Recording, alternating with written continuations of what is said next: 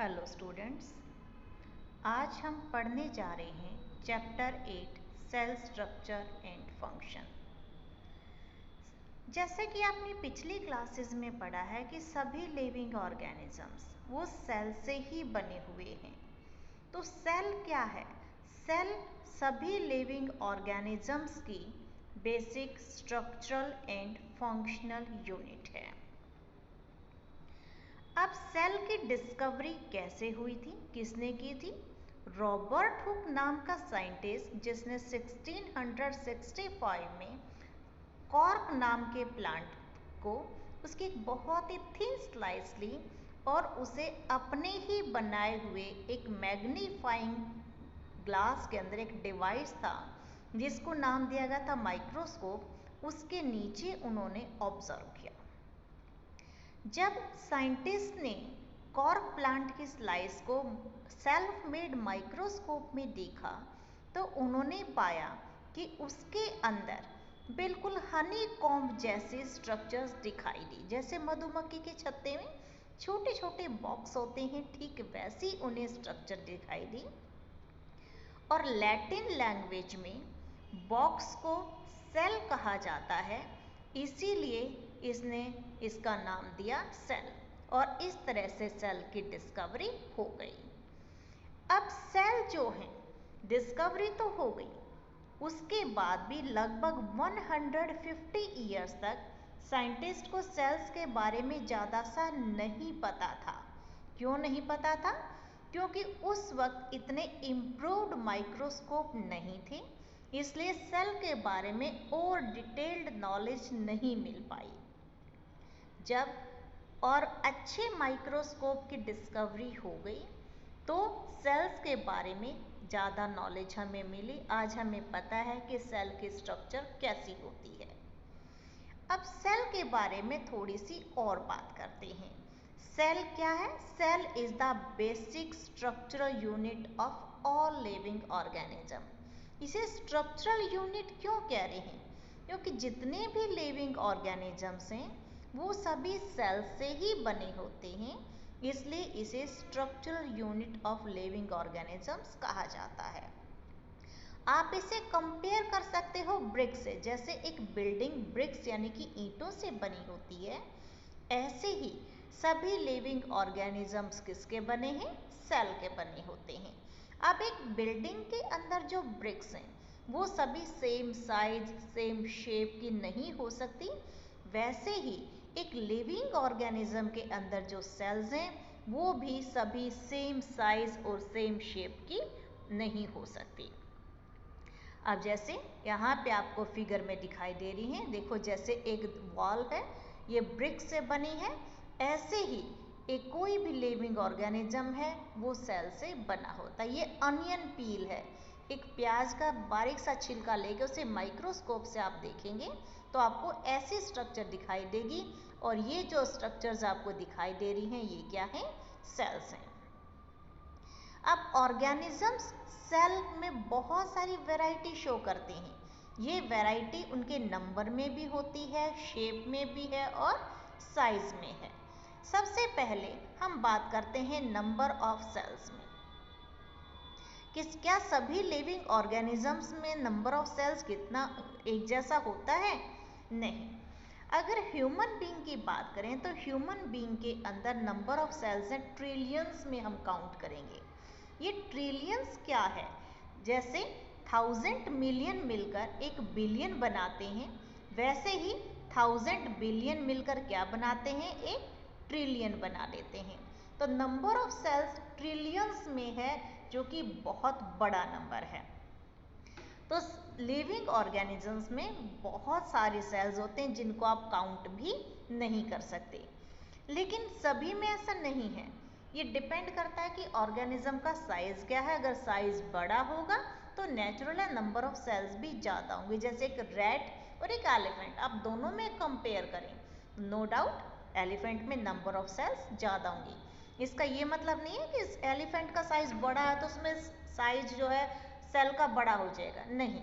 जैसे कि एक बिल्डिंग बनाने के लिए ब्रिक्स चाहिए, तो बिल्डिंग अगर बड़ी है तो नंबर ऑफ ब्रिक्स ज़्यादा हो जाएंगी। ब्रिक्स तो बड़ी नहीं लगाते ना, ठीक ऐसे ही अगर ऑर्गेनिज्म का साइज बड़ा है तो उसमें नंबर ऑफ सेल्स ज़्यादा हो जाते हैं। अब सेल्स के नंबर की बात करें तो इसके बेस पे हम ऑर्गेनिज्म को दो कैटेगरी में डिवाइड कर सकते हैं। ऑर्गेनिज्म में भी आइदर यूनिसेलुलर और मल्टीसेलुलर। ये मल्टीसेलुलर क्या होते हैं? The organisms which are made of more than one cell are called multicellular. जैसे कि ह्यूमन बींग्स हैं, कैट, डॉग, एलिफेंट, रैट, आपके आसपास जितने भी प्लांट्स एनिमल्स हैं, all these are multicellular because they are made up of more than one cells. दूसरी तरफ ऑर्गेनिज्म सिंगल सेल से भी बने हो सकते हैं। The organisms which are made up of only one cell, single cell, they are known as unicellular. Unicellular के example ये आपको दिखाई दे रहे हैं फिगर में। अमीबा है, पैरामीशियम है, यूग्लिना, बैक्टीरिया, ये सभी यूनिसेलुलर होते हैं because they are made up of only one cell. अगर आप अमीबा को देखें, ये एक सिंगल सेल है, सिंगल सेल से बना ऑर्गेनिज्म है, फिर भी इंडिपेंडेंटली एग्जिस्ट कर सकता है। ये अपनी लाइफ के सारे फंक्शंस को परफॉर्म करता है। लाइफ के फंक्शंस कौन से? जैसे कि इसमें न्यूट्रिशन भी होता है, रेस्पिरेशन भी है, एक्सक्रीशन भी है, ग्रोथ है, रिप्रोडक्शन है, ये सारी के सारी लाइफ प्रोसेस इसमें भी होती हैं जो हमारी बॉडी में होती हैं। ये मूव कैसे करता है? इसमें आपको ये दिखाई दे रहे हैं, ये जो है ये आउट ग्रोथ है। ये जो आउट ग्रोथ दिखाई दे रहे, उभार दिखाई दे रही है, इन्हें सूडोपोडिया कहा जाता है। इन सूडोपोडिया की हेल्प से ये अपना फूड भी कैप्चर करता है और मूवमेंट भी करता है। और जब ये मूव करता है तो सूडोपोडिया की शेप चेंज होती रहती है। तो हम इसका भी एक एग्जाम्पल ले सकते हैं कि एक ऐसे सेल का एग्जाम्पल लें जो अपनी शेप कंटिन्यूसली चेंज करती है, तो उसका क्या होगा? अमीबा। हमारी बॉडी में भी वाइट ब्लड सेल्स हैं जो अपनी शेप लगातार चेंज कर सकती हैं, लेकिन दोनों में क्या फ़र्क है कि अमीबा एक ऐसी सेल है जिसकी इंडिपेंडेंट एग्जिस्टेंस है, जबकि वाइट ब्लड सेल्स वो इंडिपेंडेंटली एग्जिस्ट नहीं कर सकती हैं।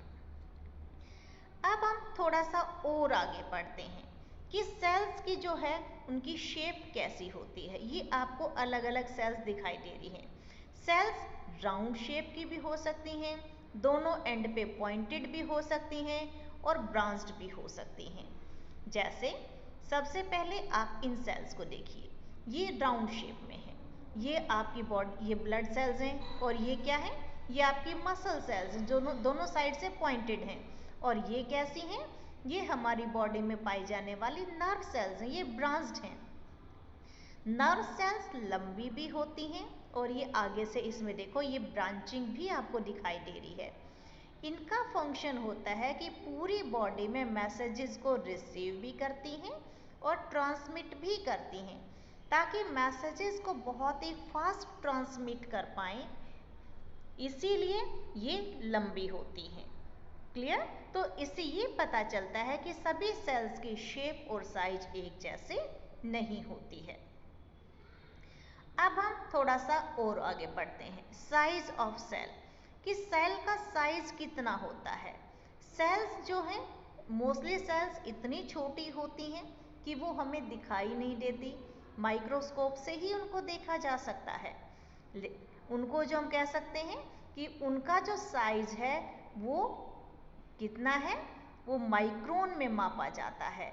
हम कह सकते हैं कि 1 मीटर का भी वो मिलियन पार्ट होता है सेल का साइज।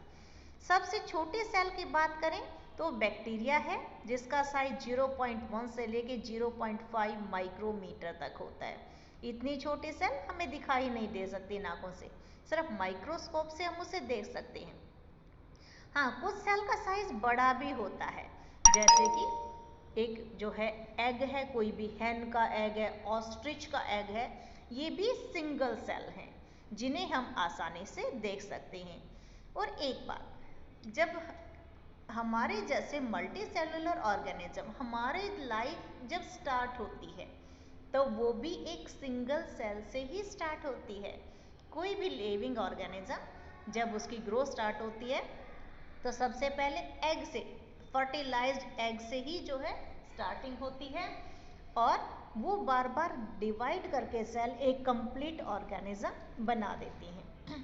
तो सभी ऑर्गेनिज्म सेल से ही बने होते हैं।